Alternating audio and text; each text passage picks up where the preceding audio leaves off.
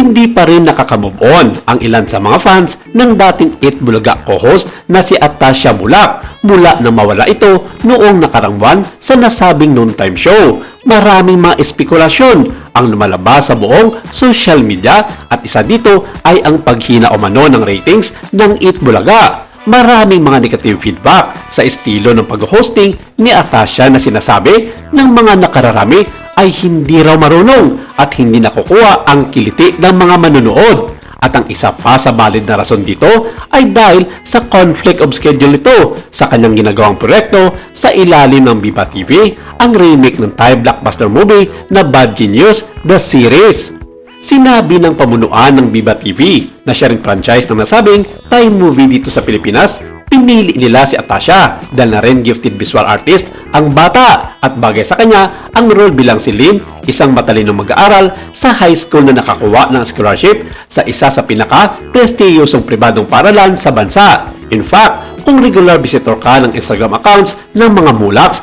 mapapansin mong paminsan-minsan ay ibinibida ni Aga at Charlene ang mga paintings ni Atasha na talagang kakaiba sa iba. As a painter, talaga namang madetalye sa Atasha na na-extend niya yon sa ibang facets ng buhay niya. At feeling namin dahil challenge accepted sa kanya ang role niya sa Bad Genius bilang scholar na makakaisip ng isang massive cheating scheme for money, kaya alam naming gagalingan niya ito.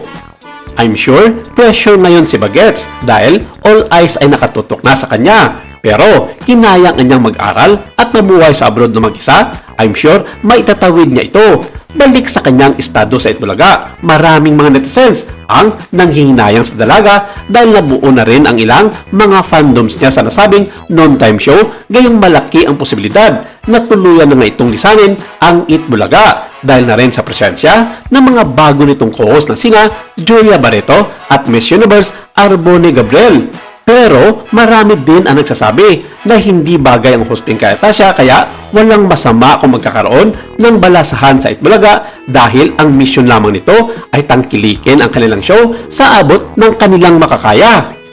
Iba-iba rin ang mga naging sentimento ng taong bayan sa magiging kahinatnan ng dalaga sa Eat Bulaga na tila ginawa lamang di mano ni Atasha na stepping stone ang nasabing noontime show para makakuha ng mga malalaking proyekto sa industriya. Nasambit nga ni OG Diaz sa kanyang programa sa YouTube na OG Diaz Showbiz Update na walang katotohanan ang balitang chinugi nga ng TVJ si Atasha, which is in fact sinabi pa noon ni Bossing na tupaas pa ang kanilang ratings sa buong taon mula nang nadagdag sa dabarkad si Atasha at ikinatuwa mismo ito ng buong TVJ production.